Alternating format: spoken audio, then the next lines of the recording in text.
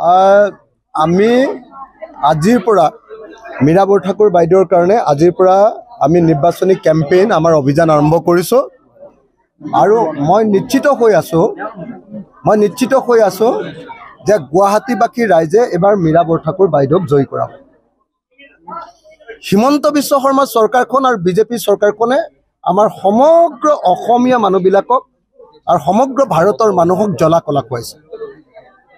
বস্তুৰ মূল্য বৃদ্ধিৰে জ্বলা কলা খুৱাইছে, আইনৰ শাসনৰ পৰিৱৰ্তে গুণ্ডাগিৰিৰ শাসনেৰে জ্বলা কলা খুৱাইছে, পাহাৰৰ মানুহবিলাকক আকৌ জ্বলা কলা খুৱাইছে মাটিৰ প্ৰিমিয়াম। যি মাটি বিজেপি চৰকাৰে কৈছে যে আমি সকলোকে পাহাৰৰ মানুহক মাটিৰ পট্টা দিম, 2016ত কৈছিলে মাটিৰ পট্টা সকলোকে দিম। সেই বিজেপিয়ে এতিয়া পাহাৰৰ মানুহক বা চৰকাৰী ভূমিৰ মানুহক মাটিৰ পট্টা দিবৰ কাৰণে মিনিমাম প্ৰিমিয়াম কৰি দিছে 62,50,000 টকা। মিনিমাম প্ৰিমিয়াম কৰি দিছে 62,50,000 টকা।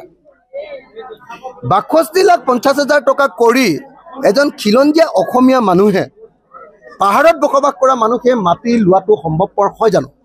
এইটো অসম্ভৱ। অৰ্থাৎ বিজেপিয়ে হিমন্ত বিশ্ব শৰ্মাই অসমৰ খিলঞ্জীয়া মানুহে যাতে মাটি ল'ব নোৱাৰে, 62,50,000 টকা দিব পাৰিলেতো ফ্লেট এটাই কিনিব ল'ব, ইয়াত পাহাৰত কিয় থাকিবলৈ আহিব?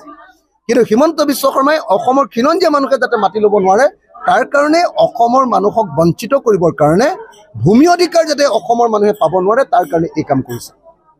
সেইকাৰণে আমি এবাৰ প্ৰতিশ্ৰুতি দিছোঁ ৰাইজক যে ইতিমধ্যে আমাৰ যি লোকসভাৰ নিৰ্বাচন উজনি অসমত ইতিমধ্যে আমি বিজেপিক চাফা কৰি থৈ আহিছোঁ। যোৰহাটত আমি ইতিমধ্যে গৌৰৱ গগৈক জিকাইছোঁ, ডিব্ৰুগড়ত লুৰিণজ্যোতি গগৈক জিকাইছোঁ, নগাঁৱত প্ৰদ্যুৎ বৰদলৈক জিকাইছোঁ। উজনি অসমত বিজেপিক চাফা কৰি থৈ আহিছোঁ আৰু 2026 চনত আমি অসমত বিজেপি চৰকাৰক চাফা কৰি ব্ৰহ্মপুত্ৰত উটুৱাই দিম। এখন নতুন চৰকাৰ কৰিম যি জনগণৰ পক্ষত থাকিব, যি গুণ্ডাগিৰি নকৰে। হিমন্ত বিশ্ব শৰ্মাৰ বিজেপি চৰকাৰখনৰ গুণ্ডাগিৰিয়ে অসমৰ মানুহক কামুৱাইছে। বস্তুৰ মূল্য বৃদ্ধিয়ে অসমৰ মানুহক আৰু কোনো পধ্যে জীয়াই থাকিবলৈ নিদিয়ে। 410 টকাৰ গেছ চিলিণ্ডাৰটো গৈ 1152 টকা হৈ গ'ল, 3 টকাৰ নিমখ গৈ 30 টকা হৈ গ'ল, 2 টকাৰ মুৰ্গীৰ ডিম গৈ এতিয়া 10 টকা হৈ গ'ল। 1 লিটাৰ মিঠাতেলৰ দাম 70 টকা আছিলে, এতিয়া 220 টকা হৈ গ'ল। 1 কেজি মচুৰ দাইলৰ দাম আছিলে 45 টকাৰ পৰা 47 টকা, এতিয়া নৰেন্দ্ৰ মোদীৰ দিনত 1 কেজি মচুৰ দাইলৰ দাম হৈ গ'ল 110 টকা। মূল্য বৃদ্ধিয়ে অসমৰ মানুহবিলাকক কোঙা কৰি পেলাইছে। মানুহৰ উপাৰ্জন বৃদ্ধি পোৱা নাই, মানুহৰ অৰ্থনৈতিক অৱস্থা একদম সাংঘাতিকভাৱে বেয়া।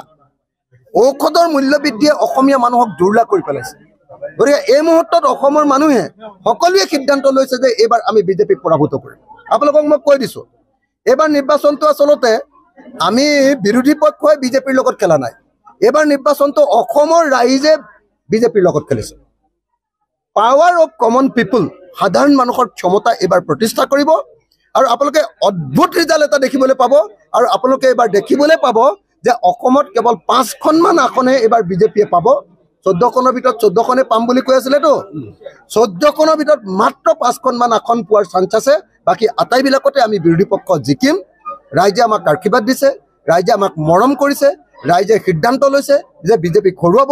আৰু সেইকাৰণে মই আশা কৰিছোঁ যে গুৱাহাটীতো মীৰা বৰঠাকুৰ বাইদেউ এইবাৰ জিকিব।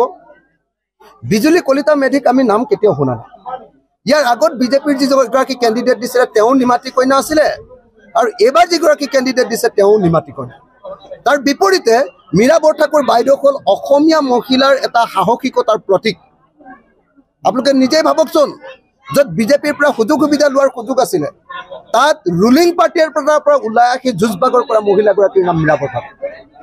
আজি মীৰা বৰঠাকুৰ হ'লে আমি সকলোৱে জানো যে মীৰা বৰঠাকুৰ হ'লে সংসদত দপদপাই থাকিব পাৰি, কিন্তু বিজুলী কলিতা মেধিৰ নামটোতো মই আজিলৈকে গুৱাহাটীতে ইমান বছৰ থাকিলোঁ মইতো কেতিয়াও শুনা নাই। সেইকাৰণে আমি আজি গুৱাহাটীৰ মানুহক কৈছোঁ 2026 চনত আমি চৰকাৰ গঠন কৰিম, বিৰোধী ঐক্যমঞ্চই, আৰু 2027 চনৰ ভিতৰত গুৱাহাটীৰ সকলো চৰকাৰী ভূমিত বসবাস কৰা সকলো অসমীয়া খিলঞ্জীয়া মানুহক আমি মাটিৰ পট্টা দিম। আৰু প্ৰিমিয়াম হিচাপত খুব বেছি হ'ব যদি 5,000 টকা হ'ব।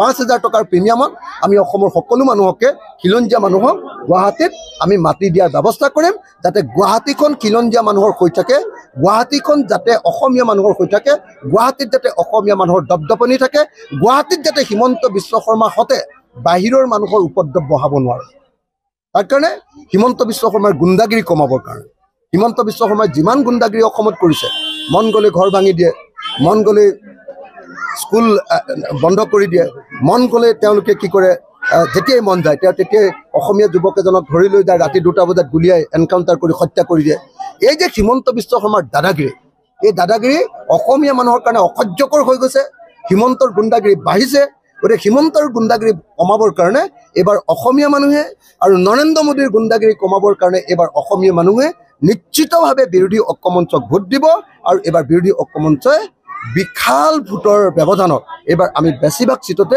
বিজেপিক পৰাভূত কৰিব